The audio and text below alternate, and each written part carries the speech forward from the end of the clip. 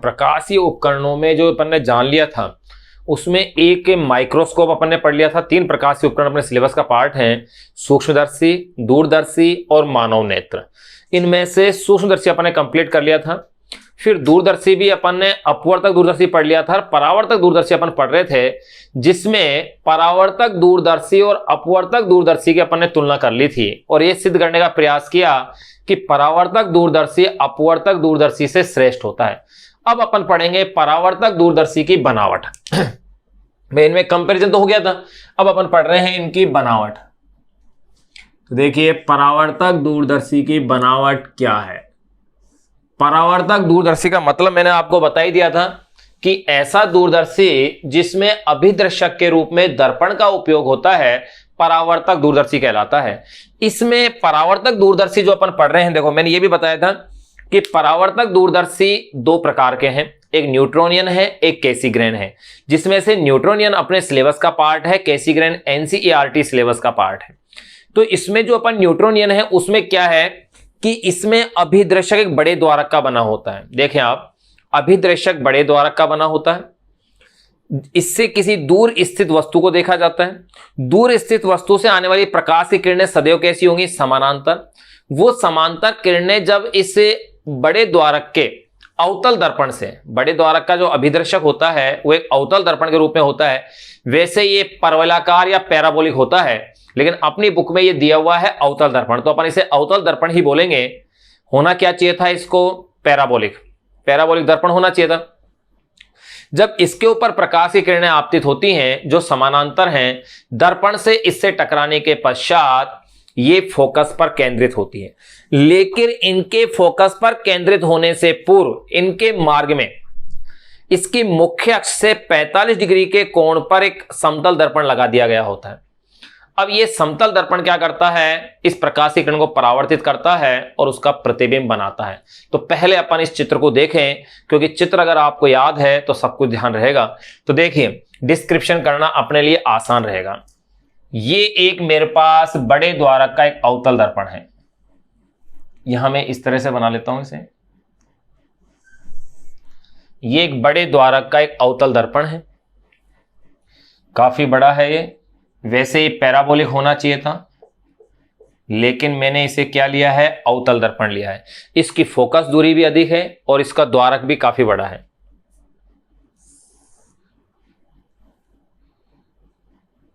ये लीजिए, ये इस दर्पण का ध्रुव है। इसकी जो द्वारक है वो मैंने क्या बताया? काफी बड़ा है। अब देखिए, कोई बिंब जैसे बहुत अधिक दूरी पर है, ये कोई बिंब जैसे यहां रखा हुआ है, मैंने ये मान लिया कि कोई ये बिंब यहां रखा हुआ है, बिंब का नाम है ये AB। AB ये कोई बिंब है जो कि कहां है? अनंत पर है। अब इससे प्रकाश की किरणें जो आएंगी उनकी विशेषता ये होंगी कि ये कहां से आएंगी? अनंत से आ रही है। इसका मतलब ये प्रकाश की किरणें कैसी चलेंगी? समानांतर। तो देखिएगा, ये समानांतर एक प्रकाश की किरण ये है, एक समानांतर एक प्रकाश की किरण ये है। दोनों प्रकाश की किरणें इस मुख्य अक्ष के कैसी आ रही हैं? समानांतर आ रही हैं। ये लीजिए, अब आपको पता है कि जो मुख्य अक्ष के समानांतर प्रकाश की किरणें होती हैं वो दर्पण से परावर्तन के पश्चात दर्पण के फोकस से क्या होंगी? गुजरेंगी। अगर ये दर्पण के फोकस से गुजरती हैं तो देखिए, मैंने ये मान लिया कि यहां इसका ये फोकस है। अगर यहां इसका फोकस है तो ये प्रकाश की किरण यहां इस प्रकार से आके मिलेंगी।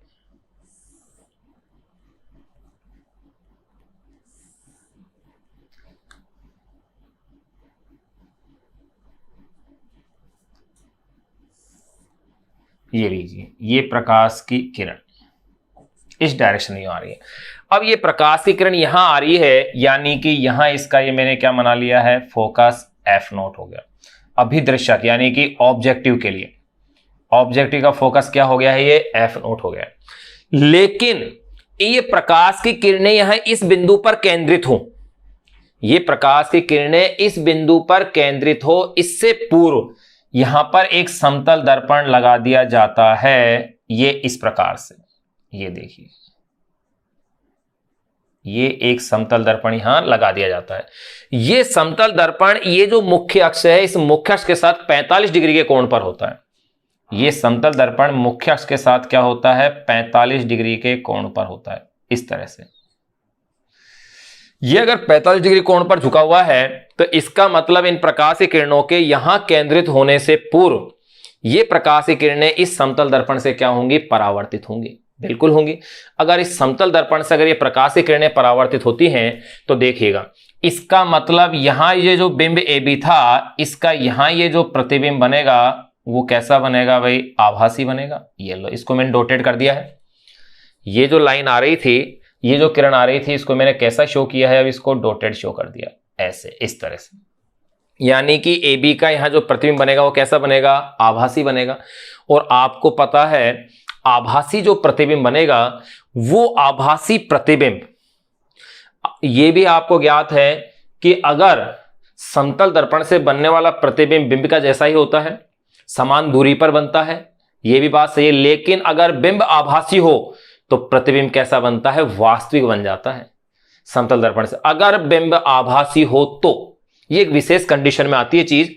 अब देखिएगा, अब यहां अगर अपन क्या देख रहे हैं, एक यहां पर एक अभिनेत्रिका को अपन रखते हैं, अभिनेत्रिका कह दो या अपन उसे कह सकते हैं एक आईपीस या एक लेंस जहां रखा हुआ होता है। अब किस तरह से रखा हुआ है इसके लिए देखें, यहां उसकी अपन अक्ष बना देते हैं, ये लीजिए, ये आपने उसके लिए क्या कर दी है, एक अक्ष बना दी है। अब देखें यहां अब प्रकाश की किरणें अगर अपन लेते हैं तो किस तरह से आएंगे, ये प्रकाश किरण यहां आपतित किरण है, यहां एक अभिलंब डालिए आप, यहां अगर अभिलंब डालते हैं तो ये हो जाएगी परावर्तित किरण, जिसकी की डायरेक्शन यू है, ये एक परावर्तित किरण बन गई आपके पास। इसी तरह से दूसरी किरण ये भी इससे क्या होगी भाई, टकरा करके वापस आएगी, परावर्तित होगी। लेकिन यहां अभिलंब डालते हैं तो परावर्तित किरण ये हो जाएगी इस तरह से, इसी प्रकार से जाएगी परावर्तित किरण। तो ये अपन ने देख लिया कि ये वाली प्रकाश की किरण जो ऐसे आ रही थी वो तो अपने पास इस तरह से चली गई है, दूसरी प्रकाश की किरण इस तरह से जाएगी। आप इसे यूं भी और बना सकते हैं, और भी थोड़ा सा आप ट्विस्ट कर सकते हैं इसके साथ, इस तरह से देखो, थोड़ा सा इसको ट्विस्ट में आप इस तरह से ले सकते हैं, ये लीजिए। आपने अगर थोड़ा सा ऐसे ले दिया है तो इससे आपके आगे वाला हिस्सा जो चित्र का है वो बनाना आपके लिए क्या रहेगा, आसान रहेगा। अब देखिए ये वाली जो प्रकाश की किरण है ये भी इससे क्या हो रही है, परावर्तित होकर के जा रही है इस तरह से, यूं चलती है। इसका मतलब यहां इस बिंदु पर इस बिंब AB का क्या बनेगा भाई, प्रतिबिंब बनेगा। ये हो गया है A डैश B डैश, जो कि समतल दर्पण की सहायता से बना है। ये जो A डैश B डैश बना है वो किससे बना है, समतल दर्पण से बना है। और इसकी विशेषता क्या है कि ये वास्तविक होगा, और वास्तविक क्या होता है, उल्टा होता है। ध्यान रखना मैंने इसको AB लिया है, बुक के अंदर इसको BA ले रहे हैं, इसलिए कंफ्यूज मत होना, मैंने इसको क्या लिखा है, AB। अब यहां ये जो प्रतिबिंब बना है, यहां मैंने क्या बताया कि एक जो है एक अभिनेत्र लेंस अपन ने यहां रखा हुआ है। एक क्या रखा हुआ है, अभिनेत्र लेंस या आईपीस भी अपन उसे कह सकते हैं। अगर आईपीस यहां रखा हुआ है तो देखिएगा इस आईपीस के लिए ये आईपीस आपके पास रखा हुआ है, इसे मैं ई कह रहा हूं। आप इस चीज पे ध्यान दीजिएगा मैं इसे किस सीक्वेंस में इसे बना रहा हूं। अब आप देखेंगे कि ये जो प्रकाश की किरणें ऐसे आ रही हैं, अब ये जो प्रतिबिंब बना है ये प्रकाश किरणें यूं आ रही है, इनके बीच की तो ये दूरी बढ़ रही है भाई, देखो आप धीरे धीरे देखो इनके बीच की दूरी बढ़ रही है, यानी कि प्रतिबिंब इस साइड में तो बनने से रहा। क्या कह रहा हूं मैं कि यहां देखें आप, ये किरणें ऐसे मिल रही है तो इनके बीच की दूरी क्या हो रही है, बढ़ रही है। डिस्टेंस अगर इनके बीच की बढ़ रही है इसका मतलब इस ओर तो प्रतिबिंब नहीं बनेगा, यानी कि प्रतिबिंब कहां बनता है, यहां बनता है, इस वाली स्थिति पे बनता है। और आवर्धित प्रतिबिंब बनता है जिसको अपन कहते हैं A double dash B double dash. Book के अंदर इसको यहां A की जगह B लिया हुआ है, B की जगह A लिया हुआ है, मैंने A की जगह B कर दिया और B की जगह A कर दिया क्योंकि अपन AB लेते आए हैं। यहां प्रतिबिंब बनेगा, लेकिन वो प्रतिबिंब कब संभव है, यानी इन किरणों को आप क्या करें, पीछे की ओर बढ़ाएंगे। अगर इन किरणों को अपन पीछे की ओर बढ़ाते हैं तो प्रतिबिंब यहां आपके पास बनेगा। अब देखिएगा आप इनको मिलाइए ऐसे,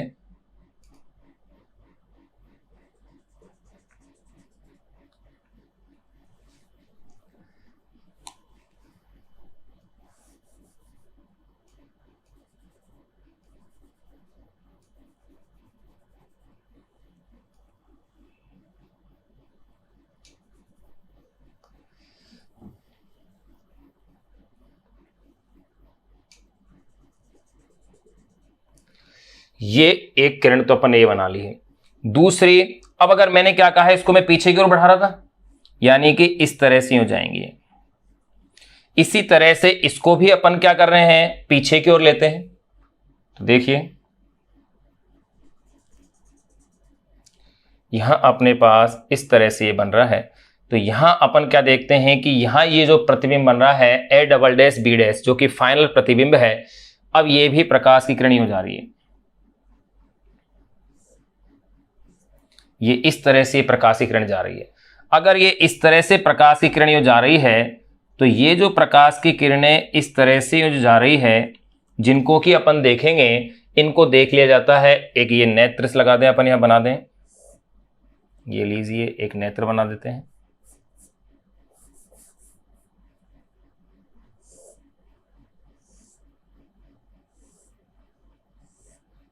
ये लो, अपन इस तरह से एक नेत्र बना देते हैं।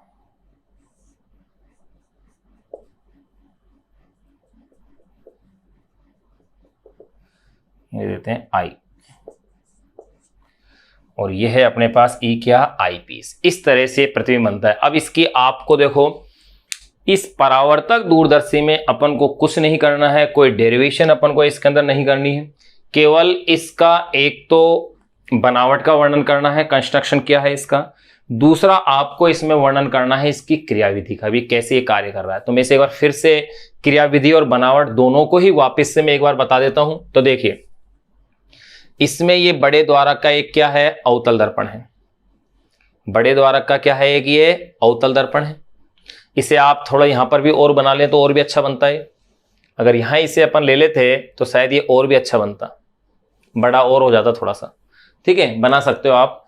यहां इस अवतल दर्पण पर ये अनंत पर क्या है, कोई बिंब है, जिससे प्रकाश की किरणें मुख्य अक्ष के समानांतर आई।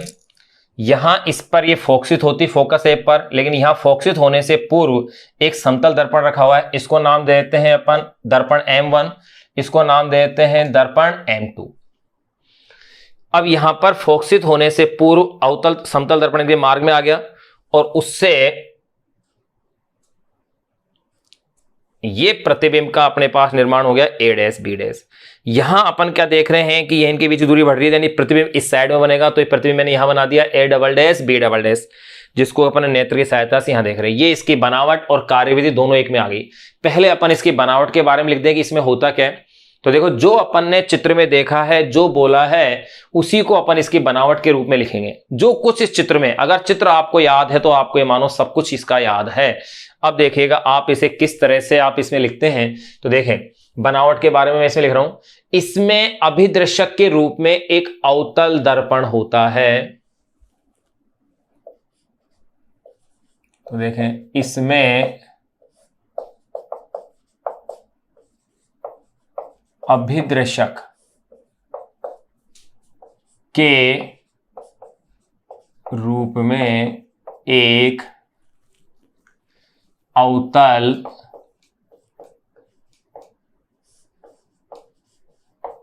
दर्पण होता है। इसीलिए तो यह परावर्तक दूरदर्शी है। वैसे यहां कैसा होना चाहिए था दर्पण, पैराबोलिक दर्पण होना चाहिए था, लेकिन यहां दे क्या रखा है इन्होंने, अवतल दर्पण दे रखा है। तो अपन भी अवतल दर्पण ही लिख रहे हैं बुक के हिसाब से। इसमें अभिदर्शक के रूप में एक अवतल दर्पण होता है, जो बड़े द्वारक और बड़ी फोकस दूरी का होता है। देखो, फोकस दूरी अपने काफी बड़ी लिए,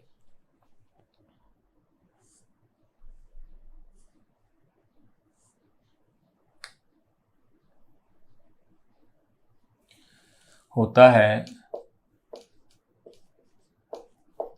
जो बड़े द्वारक वे बड़ी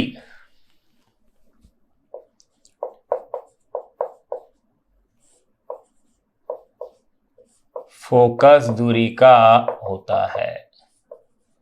ये तो अभिदर्शक दर्पण के बारे में लिख दिया। और ये दर्पण, चलो इसमें अभिदर्शक के रूप में एक अवतल दर्पण यहां लिख देते हैं, साथ में M1, इसका नाम भी दे देते हैं अपन, क्या है इसका नाम, M1। इसमें अभिदर्शक के रूप में एक अवतल दर्पण M1 होता है, जो बड़े द्वारक व बड़ी फोकस दूरी का होता है। इसे एक चौड़ी नली के सिरे पर लगाया जाता है, इस अभिदर्शक को। इसे इसे किसे भाई, अवतल दर्पण को, इसे एक चौड़ी नली के सिरे पर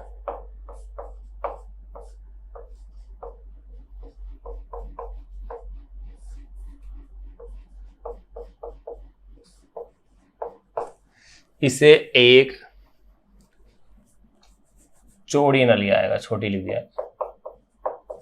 इसे एक चौड़ी नली के सिरे पर लगाया जाता है। नली के खुले सिरे को, जो ये नली है जिसमें इसको लगाया है, नली के खुले सिरे को बहुत दूर स्थित वस्तु की ओर कर दिया जाता है।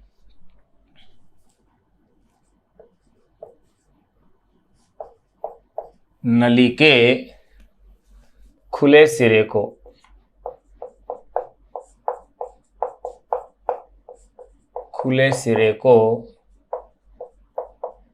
बहुत दूर स्थित वस्तु की ओर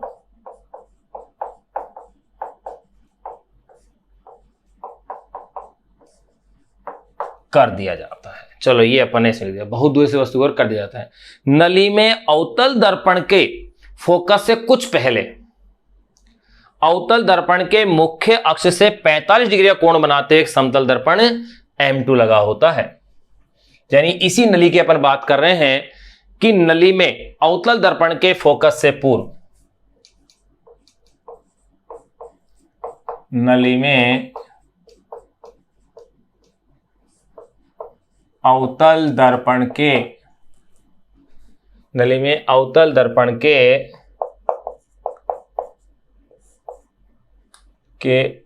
अवतल दर्पण के फोकस F0, इसे मैंने F0 नाम दिया है, F0 से पूर्व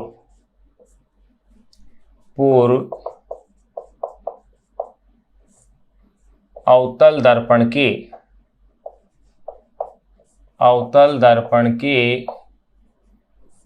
मुख्य अक्ष से 45 डिग्री का कोण बनाते हुए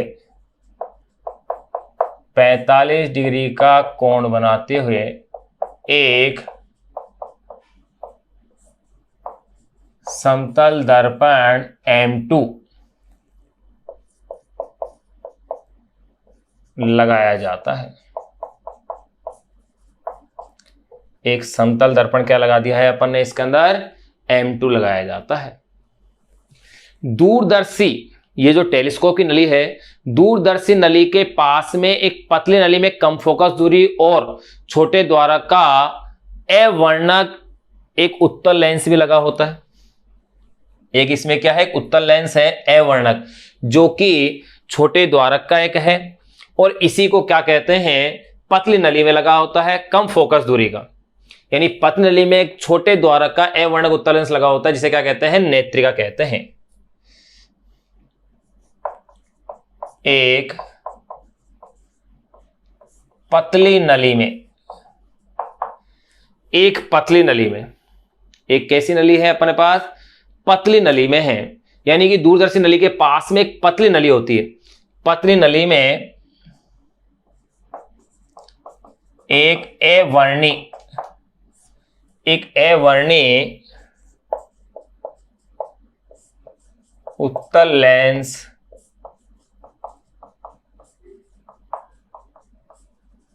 लगा होता है, जिसे नेत्रिका यानी कि आईपीस ई कहते हैं। ये लीजिए, ये अपने पास इसकी बनावट का वर्णन हो गया। जो कुछ चित्र में है सब कुछ अपन ने लिख दिया भाई। चित्र ये इसका प्रकाशिक केंद्र बना देते हैं। जो चित्र में दिख रहा है वैसा का वैसा आप करते हैं तो आपके लिए आसान है। चित्र में मैंने कैसे इस क्रम से बनाया है, वो क्रम अगर आपके समझ है तो यह आपके लिए बहुत अच्छा इजी रहेगा याद रखना। तो आपने देख लिया कि किस क्रम से मैंने बनाया है। अब अपन ने इसकी बनावट पूरी जान ली है, बनावट कैसी। अब अपन बात करेंगे इसकी कार्यविधि की। तो कार्यविधि भी इस चित्र से ही समझ में आएगी। कैसे? अनंत से प्रकाश की किरणें आई, मुख्य अक्ष से समानांतर आई। दर्पण से परावर्तन के बाद ये फोकस होती, यहां पर केंद्रित होती F नोट पर, लेकिन उससे पूर्व ये समतल दर्पण से टकराई। समतल दर्पण से फिर परावर्तित होकर के ये प्रकाश की किरणें आई। तो यहां प्रतिबिंब बनना दिख नहीं रहा क्योंकि इनके बीच की दूरी बढ़ रही है। यहां तो बन गया ये, तो इनको क्या किया आपने, पीछे की ओर बढ़ाया। तो यहां इस तरह से अपने पास ये प्रतिबिंब A double dash B double dash final प्रतिबिंब बना, जो कैसा है, आवर्धित है। तो ध्यान रहे इस दर्पण से बनने वाला प्रतिबिंब कैसा होगा, चमकीला होगा, क्योंकि प्रकाश की मात्रा इसमें ज्यादा प्रवेश करेगी, क्योंकि अवतल दर्पण का द्वारक क्या है, बड़ा है। अब बनावट के बाद फिर अपन इसी में बात करते हैं इसकी कार्यविधि की।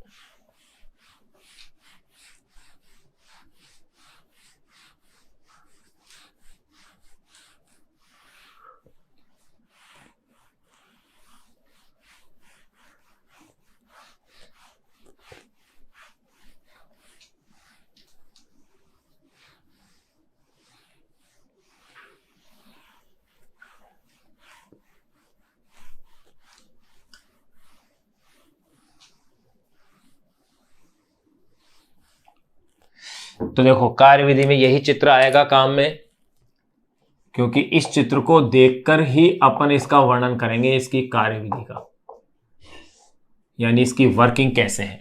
तो देखो वही बात, बहुत अधिक दूर स्थित वस्तु से आने वाली समांतर प्रकाश की किरणें, समांतर प्रकाश किरणें पहले अवतल दर्पण M1 पर क्या होती है, आपतित होती है। दर्पण M1 इन किरणों को परावर्तित करके अपने फोकस F नोट पर केंद्रित करता, परंतु उससे पहले क्या है, समतल दर्पण आ गया है। तो चलो इसे लिख लेते हैं। बहुत दूर स्थित यानी अनंत पर, बहुत दूर स्थित वस्तु से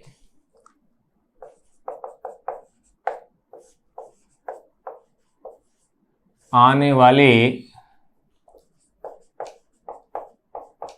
समांतर प्रकाश किरणें, बहुत दूर स्थित वस्तु से आने वाली समांतर प्रकाश किरणें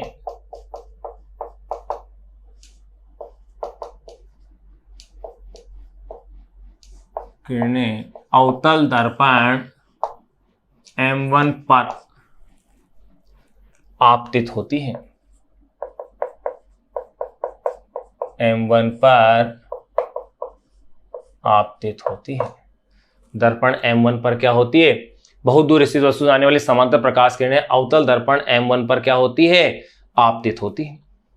और ये यहां से क्या होंगी, अवतल दर्पण M1 से परावर्तित होती है, M1 पर आपतित होती है, जहां से ये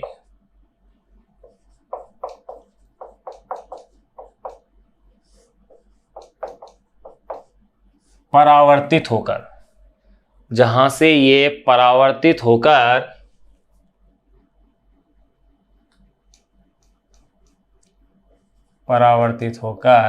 फोकस F नोट पर केंद्रित होती।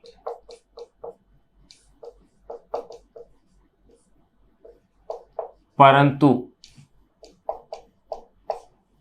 एक समतल दर्पण,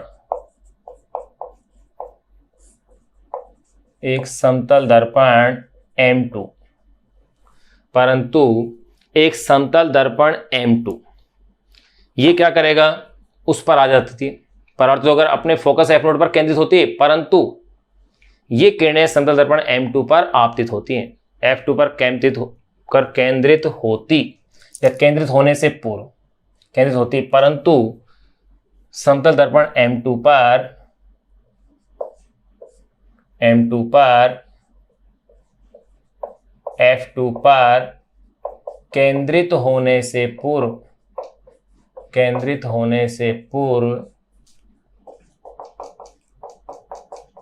आपतित हो जाती है। ये देखिए, ये बात है। अपन ने क्या लिखा, जहां से ये परावर्तित होकर फोकस F नोट पर केंद्रित होती, परंतु एक समतल दर्पण M2 पर F2 पर केंद्रित होने से पूर्व आपतित हो जाती, यानी समतल दर्पण पर क्या हो जाती है, आपतित हो जाती है। अब ये समतल दर्पण M2 पर आपतित हो गई। दर्पण M2 इन किरणों को परावर्तित करके AB का प्रतिबिंब A' B' बनाता है। समतल दर्पण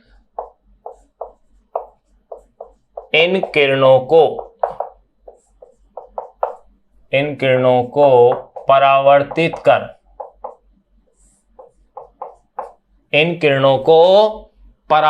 कर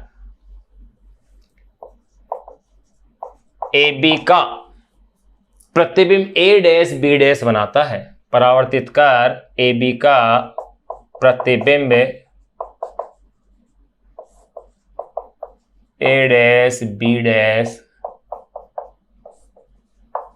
बनाता है। ये बना दिया भाई, A' B' बनाता है, जो कि वास्तविक उल्टा और कैसा होता है, छोटा होता है। देखो इसकी तुलना में ये क्या है, छोटा है, वास्तविक है। ध्यान रखें, समतल दर्पण से प्रतिबिंब जो बनता है वो अगर बिंब वास्तविक है तब तो कैसा बनता है, आभासी। लेकिन आभासी होने की वजह से ये बिंब अपने लिए क्या बन गया, यहां आभासी हो गया समतल दर्पण के लिए, तो प्रतिबिंब कैसा बनेगा, वास्तविक और उल्टा। A' B' बनता है जो कि वास्तविक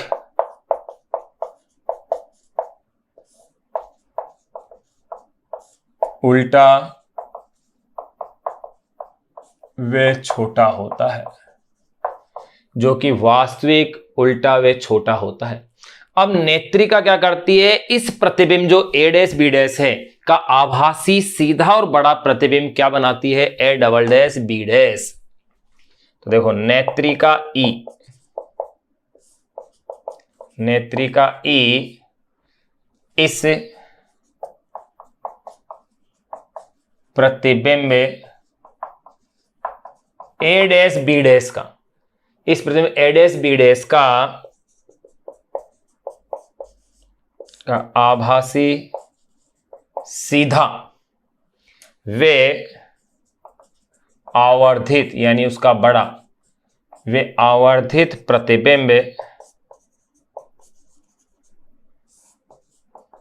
A" B' बनाती है। ये लो, यहां अपने पास इसकी एक कार्यविधि भी अपने पास कंप्लीट हो गई है।